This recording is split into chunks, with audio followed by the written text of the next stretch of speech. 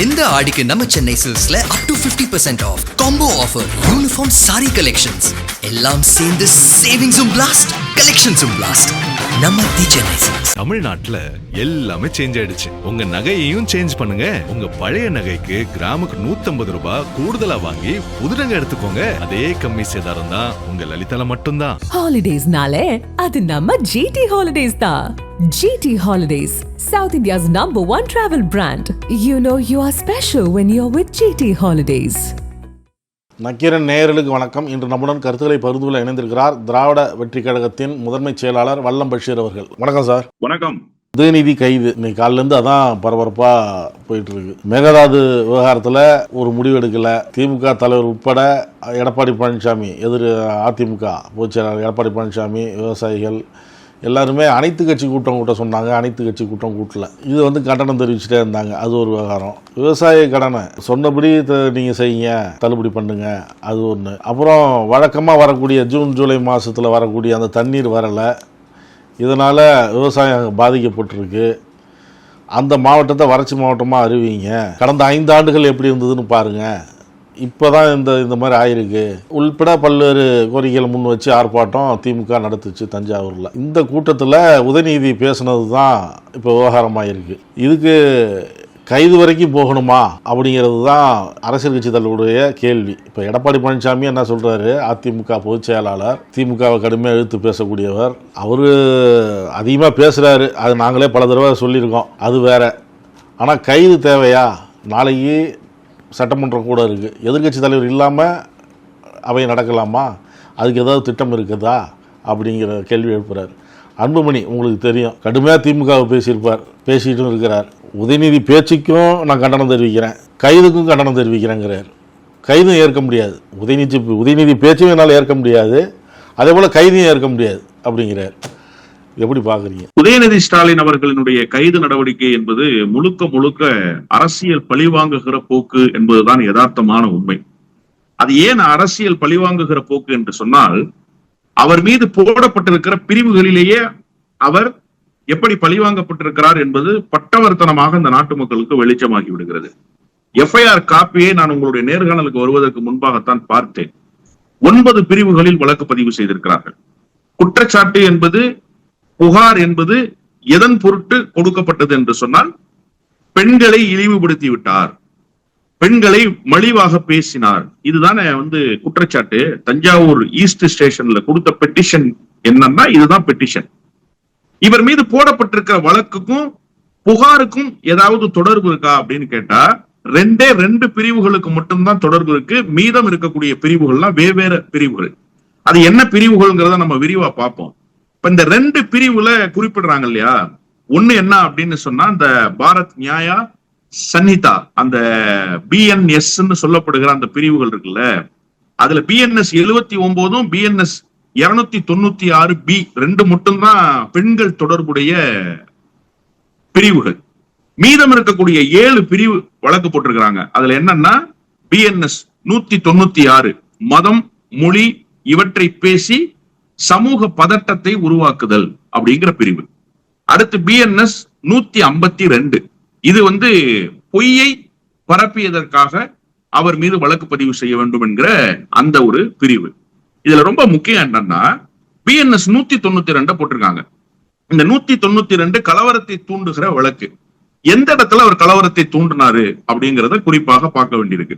இதெல்லாம் விட ரொம்ப சிறப்பு என்ன அப்படின்னு கேட்டீங்கன்னா, 351/2 போட்டிருக்கிறாங்க. 351/2 என்ன சொல்லுதுன்னா, குற்றவியல் மிரட்டல், சட்டவிரோத மிரட்டல். அடுத்து BNS 161 சட்டவிரோத செயல்களை செய்தல். இந்த புகாருக்கும் இந்த பிரிவுகளுக்கும் ஏதாவது தொடர்பு இருக்கா?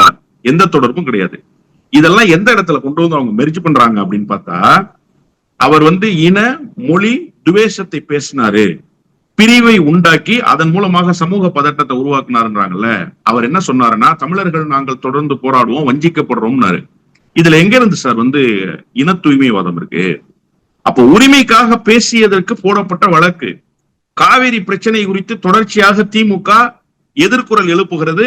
கண்டன ஆர்ப்பாட்டத்தை வலிமையாக செய்திருச்சு. காவிரி தீரத்தினுடைய தலைநகரமாக இருக்கிற எங்களுடைய சோழமண்டலத்தினுடைய தலைநகர் தஞ்சாவூர்ல ஒட்டுமொத்த ஜனத்தையும் திரட்டி, விவசாயிகளை திரட்டி கடும் எதிர்ப்பை பதிவு செய்ததற்கு பிறகு அவர் திட்டமிட்டு காவிரி பிரச்சனையை பேசியதற்காக பழிவாங்கப்படுகிறார். ஆனா வெளியில பிரேம் பண்றது என்னன்னா, திரிஷா பத்தி பேசிட்டாரு, அதுக்காக பெண்களுக்கு எதிராக பேசியதாக வழக்கு.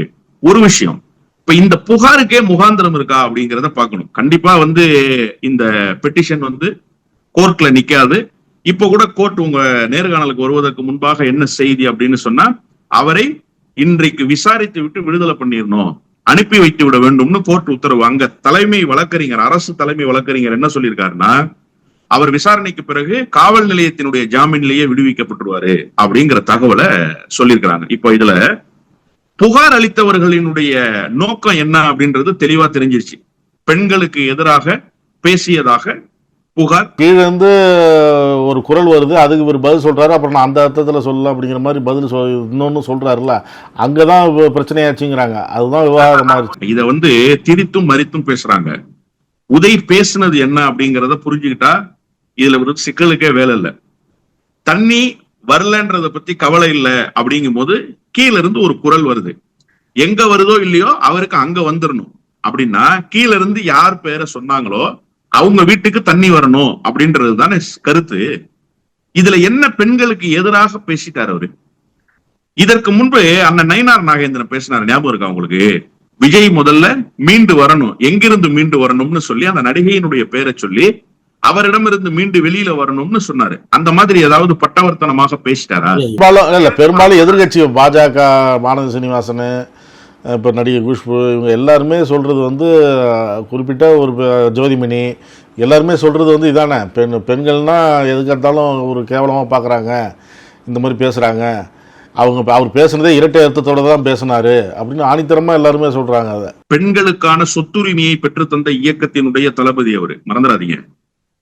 உள்ளாட்சிகளில் 50 விழுக்காடு பெண்களுக்கான இடஒதுக்கீட்டை உறுதி செய்து கொடுத்த கட்சியினுடைய தளபதி அவரு, மறந்துடாதீங்க. இன்னொரு முக்கியமான செய்தி சொல்லட்டுமா? இஸ்லாமிய பெண்கள் வீட்டிலிருந்து வெளியிலேயே வரமாட்டார்கள், அவ்வளவு ஆர்த்தோடாக்ஸா இருப்பாங்க. இஸ்லாமிய பெண் ஒருவர் இதுவரை தமிழ்நாட்டிலிருந்து மாநிலங்களவைக்கு தேர்ந்தெடுக்கப்பட்டதே கிடையாது. இத்தனை ஆண்டு காலத்துல முதலாக இஸ்லாமிய பெண் ஒருவருக்கு நாடாளுமன்றத்தில் மாநிலங்களவை உறுப்பினராகிற வாய்ப்பை கவிஞர் சல்மா அவர்களுக்கு கொடுத்த இயக்கம் அந்த இயக்கம். அப்போ பெண்களுக்கு எல்லா வகையிலும் முன்மாதிரியாக நின்று பெண்களுக்கு அரணமைத்த இயக்கம் அந்த இயக்கம். அந்த இயக்கத்தினுடைய இளைஞரணி செயலாளர், எதிர்கட்சி தலைவர், நாளை அந்த இயக்கத்துக்கு தலைமை தாங்க போகிறார் என்கிற நம்பிக்கையை பெற்றிருப்பவர் பெண்களுக்கு எதிராக பேசுவாருன்னு இவங்க சொல்றதுல உண்மை இருக்குன்னு நினைக்கிறீங்களா? கிஞ்சித்தும் உண்மையிலே அரசியல் காழ்ப்புணர்ச்சியோடு பேசுறாங்க. நான் எங்க வர்றேன்னா, சரி, இப்போ இந்த காவிரி விவகாரத்துக்காக போராடிய நேரத்துல நீங்க போட்டிருக்கிற செக்ஷன் 7 செக்ஷன் இருக்குல்ல, இந்த 7 செக்ஷனுமே காவிரி தொடர்புடைய அந்த போராட்ட மேடையில் பேசியதற்கான செக்ஷன்.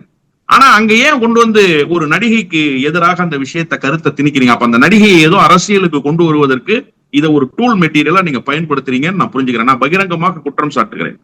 இடைத்தேர்தலில் அந்த நடிகையை போட்டியிட வைப்பதற்கு நான் அரசியலிலேயே தொடர்பு இல்லாமல் இருக்கிறேன், அரசியலுக்கும் எனக்கும் சம்பந்தம் இல்லை என்று சொல்லிவிட்டு இப்போது இந்த மாதிரி என்னை பேசிவிட்டார் எதிர்கட்சி தலைவர், அதனால் நான் அரசியலுக்கு வருகிறேன் என்று சொல்லி அவரை அழைத்து வருவதற்கு இந்த வாய்ப்பை அவர்கள் பயன்படுத்துகிறார்கள்னு நான் பாக்குறேன். இல்லைன்னா சம்பந்தமே இல்லாம இந்த பிரச்சனையை கொண்டு வந்து ஏன் வேற ஒரு பக்கம் திருப்பணும் சார்? அவங்க ஏற்கனவே இந்த போராட்டம் நடைபெறுகிறது என்று தெரிந்த உடனேயே 7 செக்ஷன்ல கேஸ் போடணும்னு முடிவு பண்ணிட்டாங்க. 7 செக்ஷன்ல கேஸ் போட்டு நாளைக்கு சட்டப்பேரவையினுடைய கூட்டத்தொடருக்கு எதிர்கட்சி தலைவர் வரக்கூடாது. வந்தா நிச்சயமாக காவிரி விவகாரம் குறித்து தொடர்ச்சியான முழக்கங்களை சட்டப்பேரவையில எழுப்புவாங்க, அரசுக்கு நெருக்கடி கொடுப்பாங்க. அவர் கரூருக்கு போனா செந்தில் பாலாஜி இருக்கக்கூடாதுன்னு நினைப்பாரு, சட்டப்பேரவைக்கு போனா உதயநிதி ஸ்டாலின் இருக்கக்கூடாதுன்னு நினைப்பாரு. அவ்வளவு பயம் திமுகவை பார்த்து அவருக்கு இருக்கு. ஆனா பேசும்போது வெளியில மேடையில என்ன பேசுவார்னா, கதவை பூட்டிட்டு எல்லாரையும் உள்ளார புடிச்சு வச்சிடணும் பாரு, நீங்க பூட்டிட்டு புடிச்சு வைங்கன்னு சொல்லி ஒருத்தர் பேசினா அவர் மீது வழக்கு பதிவு பண்ணி அந்த எம்எல்ஏவை தூக்கி ஜெயில வச்சிடறாங்க. பூட்டுவேன்னு சொன்னவர் மேல வழக்கு இல்ல, நீ முடிஞ்சா பூட்டி பாருன்னு சேலஞ்ச் பண்ணவர் மேல வழக்கு. இப்ப புரியுதா இவருடைய வீர தீர சாகசம் என்ன அப்படின்னு? அதனால் திட்டமிட்டு ஏற்கனவே வழக்கு பதிவு செய்ய வேண்டும் என்று முடிவெடுத்து விட்டு சென்னையிலிருந்து வந்த உத்தரவுக்கு தஞ்சாவூர்ல இருக்கிற காவல்துறை அதிகாரிகள் தலையசைத்திருக்கிறார்கள். என்ன ஒண்ணுன்னா, கூடுதலாக இந்த விவகாரத்தை சேர்த்து இப்ப காவிரி விவகாரத்துக்கு போராடியதனால் இந்த பிரிவுகள்ல 7 பிரிவுகள்ல வழக்குன்னா இன்னைக்கு தமிழ்நாட்டில் இருக்கிற ஒட்டுமொத்த கட்சிகளும் அதற்கு கண்டனம் தெரிவிச்சிருக்கோம். ஒட்டுமொத்த கட்சிகளினுடைய அந்த கண்டன குரலை மட்டுப்படுத்துவதற்காக பெண்கள் குறித்த புகார்னு சொல்லிட்டா, ஆகா பெண்களுக்கு எதிராக பேசிட்டார், இந்த நேரத்துல நம்ம பேசிட்டா சங்கடம் வந்துருமோன்னு கட்சிகள் தங்களுடைய குரலை உயர்த்த மாட்டார்கள்ங்கிற ராஜதந்திர வியூகத்தை அவங்க வகுத்திருக்கிறாங்க. அது மட்டும் இல்லாம பொதுமக்கள் மத்தியில திராவிட முன்னேற்ற கழகத்தினுடைய நற்பெயருக்கு களங்கம் ஏற்படுத்தணும், திராவிட முன்னேற்ற கழகத்தினுடைய இளைஞரணி செயலாளர் எதிர்கட்சி தலைவரினுடைய அரசியல் உயரத்துக்கு ஏதாவது ஒரு ஆப்பு சொருகணும்னு அவங்க முடிவு பண்றாங்க. அதனால இந்த விவகாரத்தை பெண்களுக்கு எதிரான விவகாரமாக மாற்றி, பாருங்க பெண்களுக்கு எதிராக எப்படி எல்லாம் பேசுறாரு அப்படிங்கிற இடத்துல கொண்டு வந்து இந்த விவகாரத்தை நிறுத்தி இருக்கிறார்கள். வழக்குக்கும் அவர் பேசியதற்கும் எந்த தொடர்பும் இல்லை. இந்த வழக்கு உறுதியாக நிற்காது. நான் கேட்கிறேன், என்ன அவ்வளவு பெரிய குலக்குத்தமா பண்ணிட்டாரு? ஒருவேளை நீங்க சொல்ற செக்ஷன்ல பண்ணியிருந்தாலுமே இருக்கட்டுமே, தப்பு பண்ணதாகவே இருக்கட்டுமே, இவ்வளவு அவசர கதியில் கைது செய்ய வேண்டிய அவசியம் என்ன? அண்ணன் மாசு இப்ப பத்திரிகையாளர்களை சந்திச்சு சொன்னாரு, 2 இடங்கள்ல நிறுத்திடுவோம் நாங்கன்னு சொல்லி காலையில அழைச்சிட்டு போனாங்க, எங்கேயுமே நிப்பாட்டாம தஞ்சாவூருக்கு அழைச்சிட்டு போயிட்டு இருக்காங்க. ஏன் அப்படி? என்ன அவர் என்ன தீவிரவாதியா? அவர் என்ன நக்சல்பாரியா? அவர் என்ன பொது சமூகத்துக்கு ஆபத்து ஏற்படுத்துகிற வகையில் செயல்படுகிற நபர்? அவரு எதிர்கட்சி தலைவர் இல்லையா? முதலமைச்சருக்கு இருக்கிற அதிகாரத்துக்கு இணையான அதிகாரம் அவருக்கு இருக்கு சார். அவரையே நீங்க இப்படி கைது செய்து அழைச்சிட்டு போறீங்க? அவசரமாக கைது செய்ய வேண்டிய அவசியம்? அவ்வளவு முக்கியமான கேஸா இந்த கேஸ்? நீங்க விரைந்து நடவடிக்கை எடுக்க வேண்டிய விவகாரத்தில் எல்லாம் வாய் மூடி மௌனம் காத்தீங்க. உங்க அமைச்சரவையில் அங்கம் வகிக்கிற ஒரு பெண் அமைச்சர் அறுத்து கோத்துருவேன்னு சொன்னாங்க, ஞாபகம் இருக்கா? அறுத்துருவேன்னா எதா இருப்பாங்க? எதை சார் அறுப்பாங்க? அதுக்கு வழக்கு பதிவு பண்ணீங்களா நீங்க? உங்க சக கட்சிக்காரர் அறுத்துருவேன்னு சொன்ன உங்க அமைச்சர் மீது நீங்க வழக்கு பதிவு பண்ணல. இன்னொருத்தர் பவுடர் வச்சுக்கிட்டு ஒரு வீடியோ ஒண்ணு போட்டிருந்தாரு அவருடைய சமூக வலைதளத்துல. அவரே அந்த பவுடர் என்ன பவுடர்னு விசாரிச்சீங்களா? அதுக்கு வழக்கு பதிவு பண்ணீங்களா? அது குறித்து எப்போதாவது வாய் திறந்திருக்கிறா இந்த காவல்துறை? இதெல்லாம் செய்ய மாட்டீங்க. அருவருக்கத்தக்க அளவுக்கு பெண்கள் மீதான பாலியல் வன்கொடுமையை ஏவுகிற சட்டப்பேரவை உறுப்பினர் மீது எந்த நடவடிக்கை எடுக்க மாட்டீங்க, உங்க கட்சி சட்டப்பேரவை உறுப்பினர் மீது. ஆனா பொது மேடையில் பேசிய ஒரு பிரச்சனையை நீங்களே பூதாகரமாக்கி அது வேறு வடிவம் தந்து அதற்கு ஒரு வழக்க பதிவு செய்து அவசரம் நீதிமன்றம் சொன்னிச்சா இல்லையா 12 மணி வரைக்கும் உதயநிதி ஸ்டாலினை கைது செய்யக்கூடாதுன்னு? ஏன் நீங்க கைது செஞ்சீங்க? எதுக்கு நீங்க கைது செஞ்சீங்க? 12 மணி வரைக்கும் அவகாசம் சொன்னிச்சுல்ல, 12 மணி வரை கைது செய்யக்கூடாது, அதன் பிறகு நாங்க இந்த வழக்கை விசாரிப்போம்னுச்சுல்ல. அவ்வளவு என்ன சார் உங்களுக்கு அவசரம்? அவ்வளவு அவசரமாக அவரை கைது செய்து வைக்கணுங்கிறது நோக்கம் என்ன? முழுக்க அரசியல் பழிவாங்குகிற நடவடிக்கைக்காகவே உதயநிதி ஸ்டாலின் கைது செய்யப்பட்டிருக்கிறார். இந்த ஆட்சியினுடைய ஆரக்கால்கள் அசைத்து பார்க்கப்பட்டிருக்கிறது என்றுதான் நான் புரிந்து கொள்கிறேன். இது ஜெயலலிதாவினுடைய மனநிலை, இது ஜெயலலிதாவினுடைய அரசியல் பாதை. இப்படித்தான் எதிர்கட்சிகள் மீது வழக்கு பதிவு செய்து கைது நடவடிக்கையை முடுக்கி விடுவார் ஜெயலலிதா. அதன் மூலமாகவே ஜெயலலிதா அரசு பல நேரங்களில் வீட்டுக்கு அனுப்பப்பட்டிருக்கிறது. இது துவக்கம் தான். ஜெயலலிதா பாணியை பின்பற்றுகிறார் விஜய். ஜெயலலிதாவுக்கு ஏற்பட்ட சறுக்களை விட மிகப்பெரிய சறுக்களை விஜய் சந்திக்க போகிறார். என்னதான் சொன்னாலும் தாவேக்காரங்க இந்த கைது சரி அப்படிங்கிறாங்க. நீதியை எழுத்து கோஷம் போட்டாங்க. அதே நேரத்தில் இனிப்பும் கொடுத்தாங்க, வரவங்க போறவங்களுக்குலாம் இனிப்புலாம் கொடுத்தாங்க இந்த கைதை வரவேற்று. ஆனந்த் அமைச்சர் அவர் என்ன சொல்றாரு, எதிர்கட்சி தலைவர் என்ற மாண்பும் மரபும் மிக்க மிகப்பெரிய பொறுப்பை உணராம வாய்க்கு வந்தபடி பேசிய ஒருவரை என்ன சொல்றதுன்னே எனக்கு தெரியல அப்படின்னு அவர் பதிவு போட்டிருக்காரு. அதோடு மட்டும் இல்ல, தன்னுடைய தாத்தாவும் தந்தையும் வகித்த பதவி, அந்த முதல்வர் பதவி, அந்த முதல்வர் பதவியுடைய தகுதியும் தராதரமும் தெரியாம ஒருத்தர் இருக்க முடியுமா அப்படிங்கிறாரு. மாண்புமிகு அமைச்சர் புஷி ஆனந்த் ஒரு எதிர்கட்சி தலைவர் இப்படி பேசலாமா என்று கொந்தளிக்கிறார் இல்லையா? முதலமைச்சர் எப்படி பேசணும்? கவர்ச்சின்றாங்க, நான் என்ன அப்படின்னார்ல, நான் என்ன அப்படின்னு அவர் பேசாமல் விட்ட வார்த்தைக்கு என்ன அர்த்தம்? என்ன சார் அர்த்தம்? ஒரு முதலமைச்சர் அப்படி பேசலாமா? என் வாயில நல்லா வந்துரும். ஒரு முதலமைச்சர் பேசலாமா? ஒரு முதலமைச்சர் பேசக்கூடிய பேச்சா? அப்ப முதலமைச்சரை கண்டிச்சீங்களா நீங்க? முதலமைச்சர் ஏன் அப்படி பேசினாருன்னு நீங்க கேட்டீங்களா? கட்டிய மனைவி வழக்கு தொடுத்திருக்காங்க, தன்னுடைய வாழ்க்கை கேள்விக்குறியாயிடுச்சுன்னு சொல்லி. அது குறித்து ஊடகங்கள் செய்தி பேசியதற்கு இவங்க கட்சி தலைவர் ஒருத்தர் சொல்லலாமா சார்? தன்னை நம்பி தன்னோடு வாழ்வினையராக வந்த மனைவியை ஒருத்தர்லன்னு சொல்லி பெண்களை துச்சமாக மதித்த ஒருவர் அவரை தலைவரா ஏத்துக்கிட்டு மாண்பு குறித்து நீங்க உதயநிதி ஸ்டாலினுக்கு வகுப்படுக்கிறீங்க. உதயநிதி ஸ்டாலின் எப்படிப்பட்ட பாசறையில் வார்ப்பிக்கப்பட்டிருக்கிறாருங்கிறதுக்கு தான் நான் உங்களுக்கு ஒரு உதாரணம் சொன்னேன். பெண்களுக்கு சொத்திலே சம உரிமை பெற்று தந்த பாசறையினுடைய தளபதி அவர்னு சொன்னேன். அப்போ அந்த இயக்கம் பெண்களுக்காக செய்த தியாகங்கள் பெருசு. இன்னைக்கு போய்கிட்டு இருக்க இலவச பேருந்துகள், விலையில்லா பேருந்துகள் மகளிருக்காக, இந்த திட்டத்தை தீட்டி தந்த இயக்கத்தினுடைய இளைஞரணி செயலாளர் அவருக்கு நீங்க வகுப்படுக்காதீங்க. பெண்கள் குறித்து இழித்தும் பழித்தும் ஆபாச மொழியிலும் உங்களுடைய சமூக வலைதள பக்கங்களை பயன்படுத்துகிற தம்பிகள் எப்படி பேசிட்டு இருக்காங்கன்றத கொஞ்சம் போய் பாருங்க. ரீல்ஸா போட்டுக்கிட்டு இருக்கீங்கல்ல, திமுகவினரை, திமுகவில் குறிப்பாக பணியாற்றக்கூடிய பெண்களை, மகளிர் அணி தோழர்களை, தாவேகாவுக்கு எதிராக கருத்து சொல்கிற பெண்களை எந்த அளவுக்கு மோசமாக பேசுகிறார்கள்னு போய் பாருங்க. அப்படிப்பட்டவர்களை நீங்கள் பக்கத்தில் வைத்துக் கொண்டு திமுகவுக்கு வகுப்படுகிறீங்க. கேவலமா இல்ல இது உங்களுக்கு? என்ன சார் பேசினாரு அதை சொல்லுங்க சார். அவர் பேசிய உட்கருத்து என்ன சார்? எங்க தண்ணி வருதோ இல்லையா அங்க தண்ணி வந்துடணும் அப்படின்னா என்ன தப்பு? ஒரு இடத்த சொல்லுங்க. இந்த கேஸ் முதல்ல நிக்கவே நிக்காதுன்னு அது அரசுக்கு தெரியும்.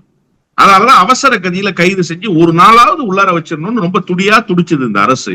அதற்கும் இப்ப நீதிமன்றம் முட்டுக்கட்டை போட்டுருச்சு. விசாரித்து விட்டு அனுப்பிவிட வேண்டும்னு தலைமை அரசு வழக்கறிஞர் சொல்லிட்டாரு. நாங்க காவல் நிலையத்தினுடைய பெயில்ல விட்டுறோம் அப்படின்னு சொல்லிட்டாரு. நான் என்ன கேட்கிறேன்னா, இந்த வழக்குக்கு முகாந்திரம் இருப்பதாக நீங்க கருதுனீங்கன்னா என்ன முகாந்திரம் இருக்குன்னாவது நாட்டு மக்களுக்கு சொல்லுங்கன்றேன். ஒரு எதிர்கட்சி தலைவரை கைது செய்யற அளவுக்கு இந்த வழக்குக்கு ஒரு முகாந்திரம் இருக்குல்ல.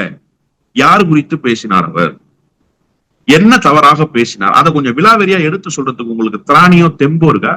நான் கேட்கிறேன். உங்க வழிக்கே வர்றேன் நான். கூட்டு குடிநீர் திட்டங்கள்லாம் இருக்குல்ல சென்னையில, அந்த மாதிரி அவங்க வீட்டுக்கு குடிதண்ணீர் வந்துடணுங்கிறது தான் அவருக்கு பிரதான நோக்கம்னு பேசக்கூடாதா? அது என்ன தப்பா பொருள் பட்டுருச்சுன்னு நான் கேட்கிறேன். ரெண்டு பேரும் சக நண்பர்கள் தானே, விழாக்களுக்கெல்லாம் ஒன்னாதானே போறாங்க. அதன் பொருட்டு திமுக தொண்டர்கள் கீழே இருந்து எழுப்பிய குரலுக்கு பதில் சொல்லியிருக்கிறாரு, அவ்வளவுதானே. இதுல என்ன ஆபாச மொழி இருக்கு? இதுல என்ன பெண்களுக்கு எதிரான வன்கொடுமை இருக்கு?